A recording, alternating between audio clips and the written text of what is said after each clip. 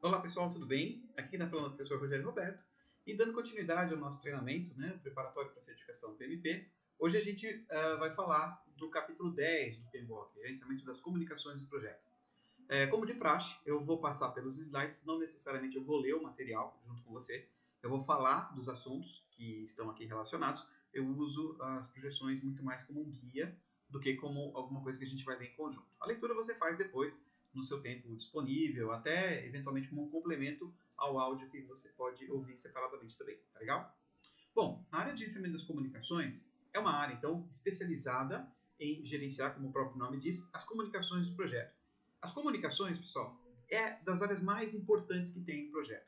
A gente costuma falar até que se a integração é a área fundamental, é a espinha dorsal, é o sistema nervoso do projeto, a área de comunicações é o que faz essa espinha dorsal funcionar. É o que é a liga dos neurônios, vamos dizer assim, desse sistema nervoso, tá?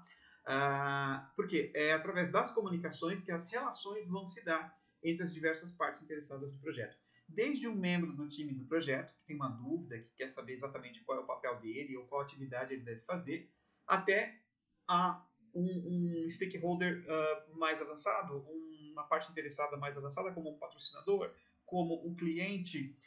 E isso vai além, né? Até a comunicação que a gente faz com o público externo ao projeto também, fornecedores. Como que a gente se comunica com fornecedores, por exemplo? Como que a gente se comunica com prestadores de serviços? Como que a gente se comunica com a comunidade quando o nosso projeto afeta também a comunidade, né? Então, essa área é uma área muito importante. Ela trabalha para o bem-estar, lógico, né, do projeto, tentando fazer com que a melhor comunicação possível aconteça entre as partes interessadas em benefício do projeto. E aí, para você ver como essa área é fundamental, é de fundamental importância, eu te convido para uma reflexão. É muito comum no ambiente de trabalho a gente passar por situações, por problemas, né? E quantas vezes você, depois que passou pelo problema, depois que já chegou a uma solução, mas depois de um certo estresse, por que não dizer, ao final as pessoas, quando estão comentando sobre o assunto, né, falam a velha máxima: poxa, tivemos aqui um problema de comunicação, né? Se tivesse comunicado, se eu soubesse antes o que queria, se tivesse falado melhor, se tivesse documentado melhor, tal. Então, é isso que a gente vai trabalhar aqui. É trabalhar para tentar garantir, ou, né, para garantir, a gente fala tentar garantir, né, porque é quase que impossível ter 100% de assertividade, mas é como o próprio PMI fala. Se você quer ter alguma chance de sucesso em projeto, faça um bom planejamento. E o planejamento de comunicações é algo que precisa ser feito com cuidado também, que nem sempre acontece, o que nem sempre acontece, tá bem? Então vamos lá. Então é a área de conhecimento que emprega processos, ou ainda que emprega os processos necessários para garantir, então, que haja um bom planejamento, que haja uma adequada coleta de informações, que haja uma adequada reprodução dessas informações em documentos, em templates, em relatórios, que haja uma distribuição adequada, que haja um armazenamento adequado, um sistema de recuperação, garantindo confiabilidade, garantindo integridade, garantindo que só a informação correta chegue para as pessoas corretas, para que não haja desvio, né, de informação. Enfim, que controle e monitore essa informação de forma adequada ao longo do ciclo de vida de projeto. Tá? Então, esse é o papel fundamental dessa área de conhecimento. E aí, né, então, a ideia é que com a comunicação efetiva a gente crie ligações, essas ligações, né, entre as partes interessadas do projeto. Eu tenho, de um lado, um patrocinador, que é alguém que está financiando o projeto, que pode, ao mesmo tempo, ser o cliente ou não. Então, ele tem um papel que pode ser duplo, né? Então, ele pode ser o cliente, mas pode não ser o cliente também. Então, imagina se você tem ainda essa situação, né? Você pode ter múltiplos patrocinadores, várias áreas que estão contribuindo para a criação desse produto ou serviço, né? Então, garantir que todos esses patrocinadores estejam alinhados com os objetivos do projeto, que todos concordem com os objetivos do projeto, né? Então, não é tarefa fácil. Então, a importância de você ter um bom plano de comunicação para manter todas as pessoas bem informadas e, mais do que isso, né, em condições de tomar decisões. Porque não é só a questão de você informar, é a questão de dar subsídios para as pessoas tomarem decisão também, tá? Existem autores, né, que dizem que até 90% do tempo do GP é despendido na comunicação, né? Então, há controvérsias, tem gente que acha que não é tanto, tal. Se você prestar atenção, o trabalho do GP consiste em influenciar as pessoas, em fazer o papel de líder, em fazer um papel de montador, né, de equipe, né, de criador de um ambiente com sinergia para os objetivos do projeto serem atingidos com mais facilidade, né, com maior assertividade. Então, sim, ele tem um papel de comunicador ali bastante forte dentro do ambiente de projeto também. Tá legal? A gente tem 3 processos nessa área de conhecimento. O planejamento, ou ainda no grupo de processos de planejamento, a gente vai ter o processo 10.1, que é planejar o gerenciamento das comunicações, que é onde vai se criar principalmente ali o plano de gerenciamento das comunicações. Nele eu vou definir que tipo de comunicação vai ser feita, quem é responsável por gerar determinado tipo de comunicação, quem é o público-alvo de determinado tipo de comunicação. Eu até já vou adiantar aqui para você que uma ferramenta bacana de usar aqui no plano de comunicação é o famoso 5W2H. É isso mesmo. Se você não tem um papel e caneta na mão, é o momento de você dar uma paradinha, dar uma pausa aí na apresentação, pega um papel e caneta, porque essas apresentações são muito ricas de informação. O que eu passo de conhecimento para você nesses cursos, né, nessas aulas, que não necessariamente estão no material, não necessariamente estão na apostila, geraria uma apostila assim muito grande, né? É muita informação. Então dá um pause aí agora, eu vou contar até 10 aqui e você vai buscar. Começou a dar um pause, depois você volta, eu vou continuar daqui mesmo, tá bom? Ok, então, como eu estava falando, no planejamento a gente cria esse plano de gerenciamento das comunicações. E se você der uma estudadinha naquela ferramenta 5W2H, você vai ver que ela já responde às principais questões relacionadas a comunicações também. Ela é uma ferramenta que serve para mais coisas, tá? Ela não serve só para isso. Mas ela é bastante efetiva para a criação de um plano de comunicações. Bom, definido o plano, é preciso colocar esse plano em ação, né? E é na execução que a gente tem o processo 10.2, que é gerenciar as comunicações. E como você lembra, o gerenciar está muito mais a ver com fazer acontecer do que com o controle. Porque para controlar a gente tem o monitoramento e controle, o processo 10.3, controlar as comunicações. Então qual a diferença do 10.2 para o 10.3? Porque o primeiro é mais fácil identificar. Lá eu vou dizer como eu vou fazer as comunicações, que é o 10.1. O planejar o gerenciamento das comunicações, então, é onde eu descrevo como que as comunicações vão acontecer. Que meios, que ferramentas, quem fala com quem, se é uma comunicação ativa, se é passiva, se é interativa, enfim, várias informações do como deve ser, ou como se planeja que sejam, vão estar colocadas lá. A execução, pessoal, é justamente colocar a comunicação para acontecer. É colocá-la em ação. E o que é colocar em ação? Então, se no plano está dizendo que eu vou distribuir um relatório, é na execução que o relatório é distribuído. Se no plano eu digo que vai ser montado um relatório por pessoa X e que essa pessoa vai distribuir um relatório semanalmente para determinado grupo de stakeholders através de uma determinada ferramenta, ou que determinada informação vai ser colocada à disposição do público dentro de uma área, de uma pasta na rede que seja, ou dentro de uma intranet, tudo isso está no plano. A execução é o que faz com que isso aconteça. A execução, então, garante que na data certa, o e-mail com os dados, com os relatórios de desempenho, por exemplo, sejam enviados. A execução é o que faz com que na data certa, aquele dashboard de informações de desempenho de projeto esteja colocado na intranet, no local adequado que foi combinado, e assim por diante. Tá? Então a execução faz a comunicação acontecer. Tá ok? Então são enviados os relatórios, são criados, enviados, distribuídos os relatórios, informações são armazenadas, são descartadas até, se for o caso de descartar uma informação. Então é na execução que os processos de comunicação acontecem. Tá ok? E o monitoramento e controle? O que é controlar as comunicações? O controlar as comunicações é garantir que as comunicações estejam acontecendo. Então, o monitoramento e controle vai medir, por exemplo, se as informações dos relatórios estão sendo suficientes para a tomada de decisão dos stakeholders. O monitoramento e controle das comunicações vai verificar se as ferramentas, os métodos de comunicação que foram escolhidos lá no plano e definidos no plano estão sendo efetivos para a execução da comunicação do projeto. Então, o monitoramento e controle, ele procura garantir que a execução esteja efetivamente entregando as comunicações da maneira como foi planejada, e se as comunicações não estiverem surtindo o efeito, ou seja, gerando os resultados esperados, que são informar adequadamente para uma tomada de decisão adequada. No monitoramento e controle, a gente faz os ajustes nos documentos, os ajustes nas ferramentas, os ajustes nos grupos de distribuição das comunicações do projeto, tá?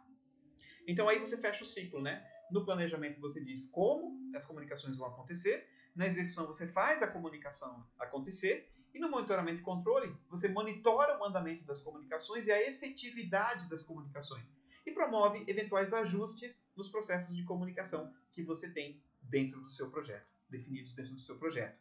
Tá bom? Então essas são as linhas gerais. Eu sempre gosto, né, de apresentar um pouco assim o tópico antes de entrar no detalhe. E aí você fica com essas informações gerais para a nossa continuidade aqui, porque eu vou falar agora. Tá? Existem alguns tipos de comunicação que são cobertas no exame, né? Porque a comunicação pode se dar de várias maneiras. Então, existem algumas específicas que você precisa conhecer. O examinador vai querer saber se você domina esses tipos de comunicação. Então, por exemplo, né? Comunicação formal, relatórios, minutas, instruções, e comunicação informal, e-mail, memorando, comunicação ad hoc. Qual é a diferença nesses dois grupos? Por que o e-mail, por exemplo, não é considerado comunicação formal? A gente faz tanto isso no nosso dia a dia. Quando alguém pede alguma coisa pra gente, a gente diz o quê? Me manda um e-mail, por favor, para documentar. Às vezes você nem fala para documentar, mas a sua intenção é que o pedido que a pessoa fez fique documentado. E você até usa o termo muitas vezes, ó, manda um e-mail para a gente formalizar essa requisição, tá? O que é isso? Por que o PMI, então, dentro do PMBOK, né, ele considera que o e-mail é uma comunicação informal? O que a gente tem que diferenciar uma da outra? Como que a gente diferencia uma da outra? É simples. Comunicação formal é a que está tipicamente, né, esses exemplos que ele coloca aqui são exemplos típicos, né, não quer dizer que sejam amarrados a isso.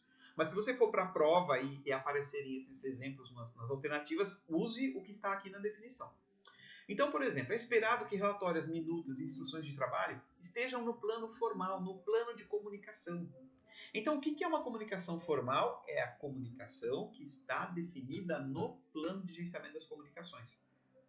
Porque essa comunicação formal, ela tem um formato, um tipo, um destinatário, um emissor formalmente definidos para aquele tipo de comunicação. Isso é formal, tá? Então, é a comunicação que está no plano.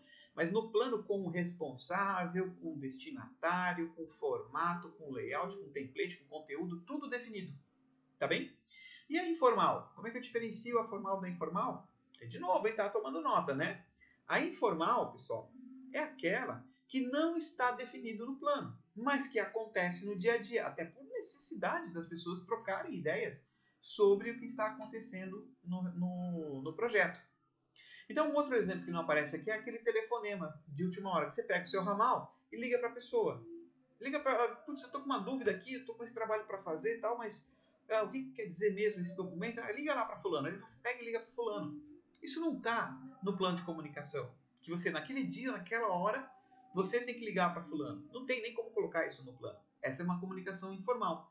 É nesse sentido que o e-mail, o memorando e discussões ad hoc, né, comunicações ad hoc, aquelas que acontecem eventualmente, elas aparecem como comunicação informal. Porque se você não encontra a pessoa no ramal dela, muito provavelmente o que você vai fazer para não esquecer do assunto? Você vai mandar um e-mail para ela. Ô fulano, tudo bem aí? Olha, fiquei com uma dúvida no documento tal, né? Fiquei com uma dúvida nessa especificação. O que você quis dizer com isso? Podemos marcar um bate-papo? Isso é a comunicação informal que o PMI se refere. Tá legal? Então, formal, tá no plano, tem estrutura, tem responsável pela geração, tem destinatário definido, tem conteúdo definido, tem formato, template definido, periodicidade de entrega, tá? Formal. Informal, acontece a revelia, acontece fora do plano, acontece por necessidade do projeto, mas não está devidamente formalizado ali. Tá bom? Formalizado, até falei, não está formalizado no plano, tá bom? Então essa é a diferença, é importante entender essa diferença, tá? E os exemplos que aparecem aqui, que você tem no PMBOK também, abra sempre o PMBOK. Eu sempre incentivo a pessoa a dar uma olhada no PMBOK, tá? Você vai encontrar isso aqui, tá bom? Comunicação interna e externa. Essa é bem fácil de entender, né? Interna, dentro da equipe do projeto. Externa, fora da equipe do projeto, tá? Os próprios exemplos aqui são autoexplicativos. Comunicação vertical, níveis superiores e inferiores. O gerente de projeto falando com alta direção, gerente de projeto falando com o time do projeto.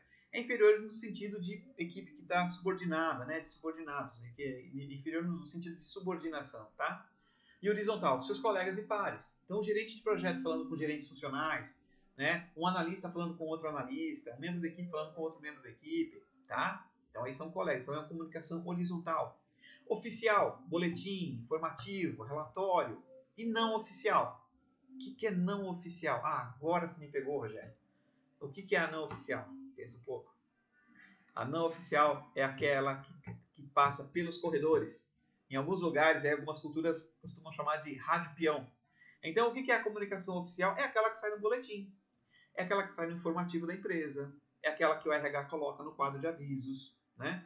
Então, aquelas comunicações levam o timbre da empresa. É a empresa falando, é alguém, lógico, né? Falando em nome da empresa, tá? Isso é oficial. E o que é a comunicação não oficial? É aquela que acontece nos corredores, porque alguém ouviu no café alguém falar de uma fusão, alguém falar de um novo projeto e tal, e aí sai o tititi, sai a conversa. Isso pode gerar ruído. Por que é importante mapear isso? Porque isso pode gerar ruído. Pode interferir no clima da equipe, pode interferir no clima da própria organização, tá? Então aí é a não oficial. Então, ok? Escrita e oral. Sim, aqui é verbalizada, oral, diferente da escrita. Verbal e não verbal. Parece, né? Parece uma coisa que não é coerente. Mas assim, escrita e oral. Oral é que é oralizada. Você fala, e escrita, claro, aqui você escreve. Só para diferenciar uma da outra. Verbal e não verbal é o que eu estou fazendo aqui. Isso aqui, falar com as mãos, gesticular, né, é a não verbal. O próprio tom de voz, né, a entonação, né, é uma outra maneira. Embora eu esteja usando a voz, a entonação, quando muda, dá uma conotação diferente para as palavras. Tá bom? Então, comunicação não verbal, comunicação do corpo, né? Se eu tô aqui assim, ó, todo relaxadão, tal, comunicação, pessoal, comunicação tranquilo, né? Não esquenta não, quem não se comunica se estrumbica. Veja, olha só a figura, né? A postura da pessoa que está se comunicando, né? Que confiança ela passa naquela comunicação, que interesse que ela passa naquela comunicação, né? Agora, imagina você, né? Tá lá com aquela gatinha ou com aquele gatinho lá que você tava, né? De olho, né? Topou tomar ali um chopp com você depois do horário do trabalho, né? Como é que você fica na mesa, né? Oi, e aí, tudo bem? Oh, legal, você faz isso? Pô, que bacana. Né? Olha só, olha a diferença da postura como leva uma mensagem completamente diferente, tá? Então, quando fala verbal e não verbal, considere a linguagem do corpo, tá? Tem até umas coisas bem bacanas, uns estudos bem bacanas. Tem uma série, quando eu ouvi falar dessa série, primeira vez, ela chama Lie to Me. Se você quiser anotar, chama Lie to Me. É uma série que passou na Fox, acho que até passou na TV aberta também. Bem bacana, que faz um estudo das microexpressões das pessoas. Né? Foi um cientista norte-americano que fez um estudo de vários anos com várias etnias, com vários grupos étnicos, né? Com vários grupos de civilizações diferentes, né? Urbanas, não urbanas, tribais, rurais, enfim, né? De vários países e culturas diferentes. E percebeu algumas características comuns entre essas pessoas, quando elas se comunicam, né? Por exemplo, expressões de espanto, expressões de alegria, sorriso, né? Expressões de horror, né? Tal. Todas muito parecidas, para não dizer iguais, né? Então, quando uma pessoa manifesta alegria, ela manifesta alegria da mesma maneira em qualquer idioma. Ela manifesta alegria de qualquer maneira em qualquer cultura. Ela sorri da mesma maneira, não é de qualquer maneira, da mesma maneira em qualquer cultura. Né? Quando ela se espanta da mesma maneira em qualquer cultura. E com isso, ele conseguiu desenvolver uma técnica que captura o que ele chamou de microexpressões. O que são as microexpressões?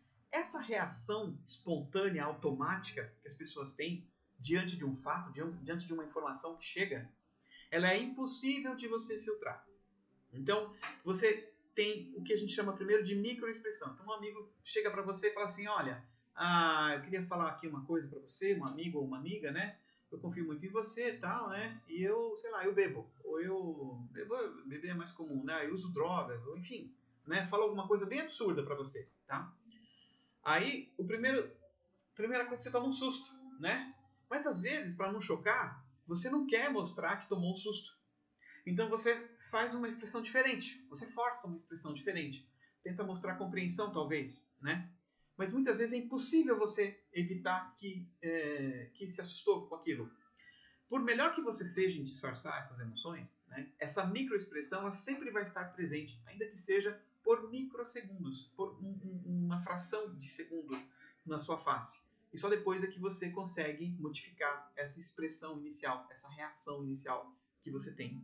Tá? Esse cientista estudou isso, né, e ele conseguiu capturar isso, né, de forma efetiva. E chegou a ser contratado pelo FBI para fazer trabalhos de interrogação. Então ele ajudava a interrogar, né, isso já indo um pouco para o campo da ficção, mas acontecia na vida real, é que o seriado não era feito com fatos reais, né? Ele usou a ciência que o cara desenvolveu, né, o estudo que o cara desenvolveu para fazer o seriado. Ele foi também consultor pelo FBI, até onde eu lembro, né? E no seriado retratava isso. Então ele ia para os interrogatórios, ele interrogava os prisioneiros, ele interrogava, né, os suspeitos, e os suspeitos não falavam nada, né? Mas só pelas perguntas que ele fazia, analisando a reação que o suspeito tinha, ele já conseguia matar a charada do que estava acontecendo. Tá? Então é bacana, assim como um exemplo, né, de comunicação não verbal. Né? Mas aí já é saindo um pouco do assunto, mas como exemplo é bem bacana. Tá? Então, seguindo aqui o nosso curso, né? Habilidades de comunicação. Como eu falei, eu não vou ficar lendo tudo, né? Mas alguns pontos são importantes sim você saber. Por exemplo, quando eu falar aqui para você, ó, de escuta ativa. Escuta ativa, gente. Escuta ativa, né? Ele fala que escuta ativa e efetiva, né? Considere aqui, ó. Opa, desculpa, hein? Deixa eu tirar isso aqui daqui, porque eu não preciso que isso fique pipocando na minha tela aqui o tempo todo, tá? Quando eu falar de escuta ativa, então pensa naquela pessoa que está ali, ó, ligada, ouvindo o que você está dizendo. E você tem que fazer isso quando você estiver conversando com as pessoas no seu projeto. Né? A escuta ativa é muito mais do que estar ali ouvindo. Imagina que você está ali com alguém e a pessoa fica assim, tá, não, tudo bem, não, vai falando aí que eu estou ouvindo.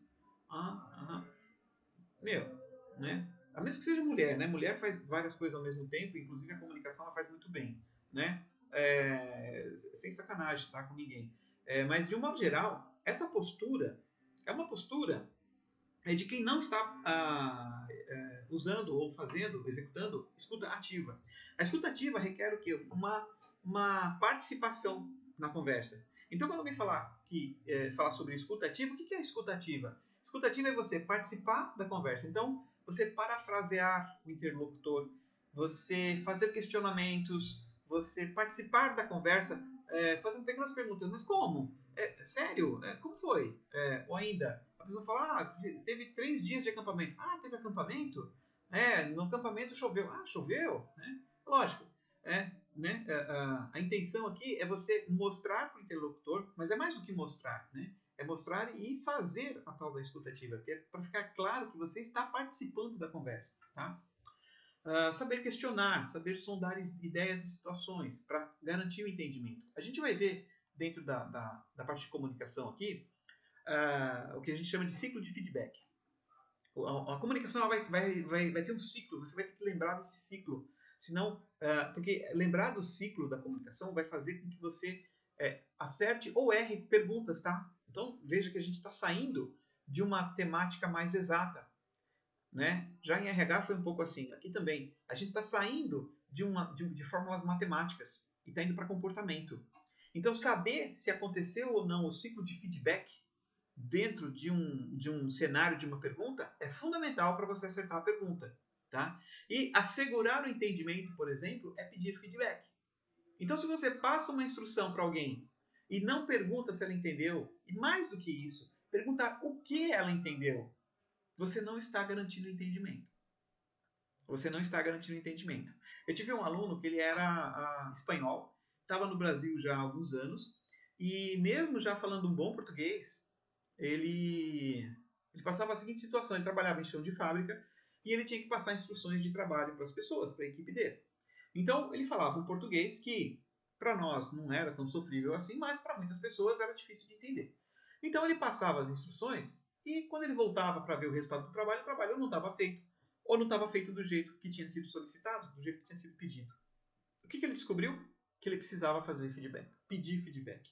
Então, a partir de um determinado momento, por experiência própria, ele começou a desenvolver o tal do ciclo de feedback.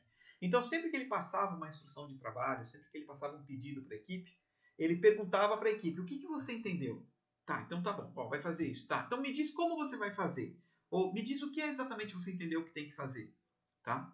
É lógico que você não vai fazer esse tipo de questionamento para o seu diretor, né, para o seu superior imediato e tal. Mas é importante você se cercar de informações de que realmente a pessoa efetivamente entendeu a informação que você está passando. Tá? Educação no tema de comunicação passa por isso, né? É você saber se relacionar mesmo com a pessoa, saber fazer garantir o entendimento, né?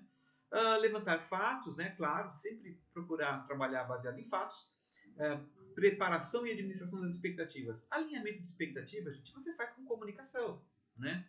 Persuasão aqui tem a ver com a influência, né? E sobre persuasão também tem um autor muito legal que chama Robert Cialdini. Ele tem um livro que chama Armas da Persuasão, bem bacana para gente de marketing, gente de vendas, gerentes de projetos que precisam influenciar as outras pessoas, sim. É bem bacana você conhecer isso. Gestores de negócios, empreendedores em geral. Então, anota aí. Robert Cialdini, Armas da Persuasão. Bem legal esse livro, tá? Motivação, para poder encorajar as pessoas, né? Orientação. O gerente de projeto também tem que ser capaz de orientar, dar direção para as pessoas, tá? Negociação. Lembra das estruturas matriciais? Sempre que um gerente de projetos precisa de recursos, ele vai negociar com o gerente funcional. E como é que você negocia? Com comunicação. Então, olha aqui a comunicação entrando em vários aspectos diferentes do projeto, né? Resolução de problemas, claro, né? Buscar entendimento, né? Resumir, capitular, capacidade de você ser sintético, né? Porque quando você vai passar uma informação para uma alta gestão, por exemplo, não adianta, você não vai conseguir assim uma atenção dedicada, uma atenção completa das pessoas. As pessoas na alta direção têm muito pouco tempo, eles querem as informações mais prontas para serem consumidas, para que eles possam tomar decisões, tá? Seguindo, então, a gente tem os processos em si, né, com o nosso fluxo de entradas, ferramentas e técnicas e saídas. Como entradas, né, a gente já tem plano de gerenciamento de projeto, porque ele tem todo o detalhamento do projeto ali, de todas as áreas que estão sendo desenvolvidas até então, né? O registro das partes interessadas, que é fundamental para esse capítulo. Aliás, o próprio capítulo de partes interessadas foi um desdobramento do capítulo das comunicações. Antes, alguns aspectos das partes interessadas eram tratados dentro de comunicações, porque é uma coisa que está tão vinculada uma na outra que não tem como separar, né? Fatores ambientais da empresa. Fatores ambientais. Cultura da empresa. O seu gestor é um gestor do tipo portas abertas? É um gestor do tipo que senta na mesma mesa que as outras pessoas? Ou ele é um gestor de porta fechada? Que para chegar nele precisa passar por uma secretária, precisa bater na porta, precisa pedir licença, todo formal, tal. Não que seja melhor ou pior, né? É a característica. Com certeza, alguns conseguem melhores resultados que outros. Alguns pela força, outros pela liderança, né? Então tem vários tipos de gestores, né? Tem muita gente que acha que para ser gestor tem que ser linha dura, né? Eu já digo que não necessariamente, mas que é fato que muitos gestores linha dura conseguem resultados, conseguem, né? Agora, isso a que preço, né? Como é que é o turnover dessa equipe? Como é que é o nível de estresse dessa equipe, né? Então, do próprio gestor, talvez, né? Tá? Ativos de processos organizacionais, documentos, templates de documentos. A própria metodologia já traz para a gente uma série de templates para serem usados, né, nos nossos projetos. Ferramentas e técnicas, análise dos requisitos de comunicações, tecnologias das comunicações, modelos de comunicações, métodos de comunicação e reuniões. Esses itens eu vou falar na sequência, tá? Porque fica mais fácil explicar um por um depois. As saídas desse processo são, então, plano de gerenciamento das comunicações e atualização nos documentos do projeto. Por algum motivo aqui ficou com a numeração errada. Eu vou parar um pouquinho aqui a gravação para conferir e já volto com você nesse ponto, tá? Oi, pessoal, de volta. Agora sim, corrigido, né? São duas saídas só, então a numeração aqui se ajusta, por favor, aí na sua apostila, se ela tiver com a versão errada ainda, tá? São duas saídas. Uma é o plano de gerenciamento das comunicações e atualização dos documentos do projeto, né? Sim, na verdade, você aqui no plano de gerenciamento de comunicações, você pode identificar até novas partes interessadas. Então, você pode ter até uma atualização do registro das partes interessadas aqui, tá? Como exemplo de atualizações em documentos dos projetos, tá bom? Ok? Então, dando sequência, o que a gente tem aqui como entradas, né? o plano, porque o plano já tem, né, como o projeto vai ser executado, monitorado e controlado, a especificação do escopo do projeto, a definição das entregas, premissas, restrições do projeto, critérios de aceite, é uma série de informações, né? A estrutura analítica, mas não só a estrutura analítica, né? A própria linha de base de escopo, nesse momento é esperado que as outras linhas de base estejam prontas também, de cronograma, de custos, mas sempre lembrando também que o processo de planejamento passa por uma coisa que a gente chama de elaboração progressiva do projeto, né? Elaboração progressiva é justamente você, conforme avança no desenho do projeto, você coleta mais informações e sabe mais informações, então você vai aprimorando, detalhando cada vez mais o seu projeto. O registro das partes interessadas, por motivos óbvios, né? É importante saber como que os seus interesses, suas expectativas no projeto.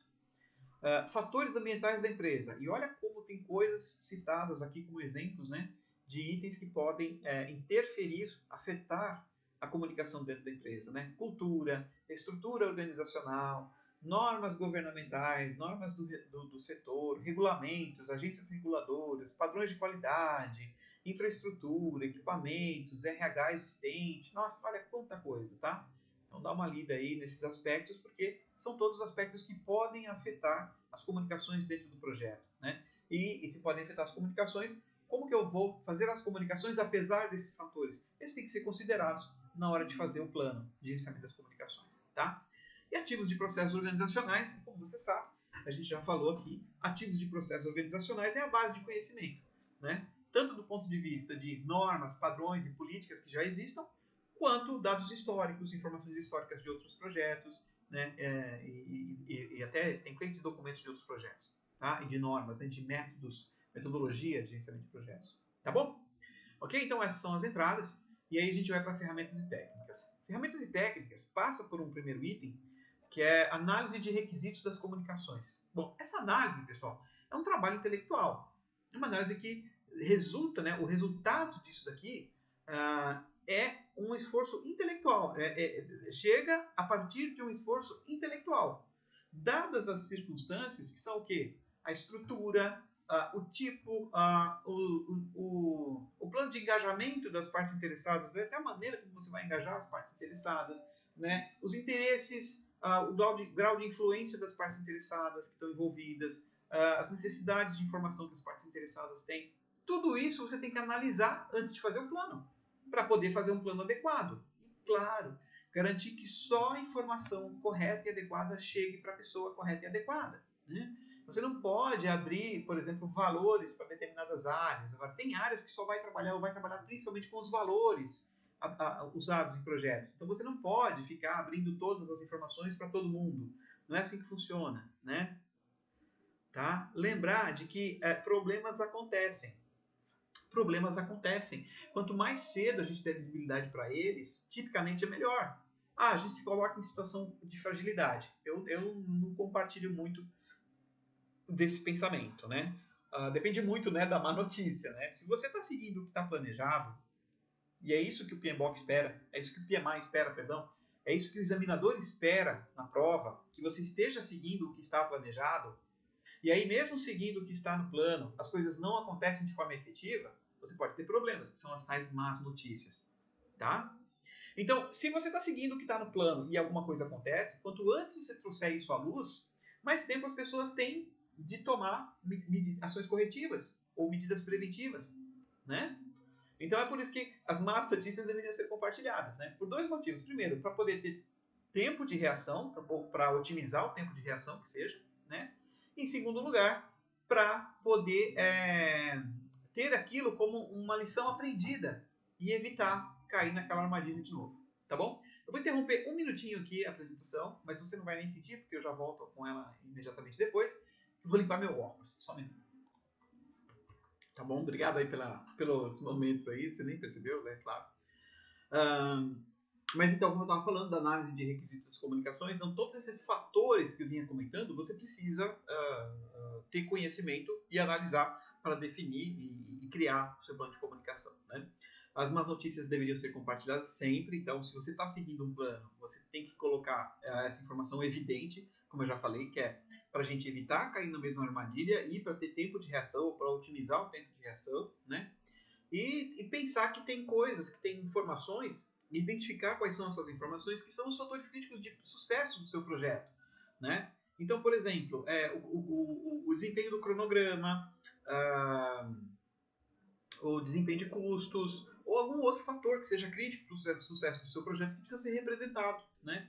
Em relatórios. E para quem? Quem é o detentor dessa informação? Quem precisa ter acesso a essa informação? E para isso você precisa olhar o organograma, precisa olhar o nível de interesse, o nível de importância no sentido de influência que a pessoa tem dentro da organização para poder passar a informação adequada para ela, tá bom? E é lógico, quanto maior a envergadura do projeto, maior a visibilidade que o projeto tem. Então é natural que você tenha um número de participantes também maior dentro do seu projeto, tá?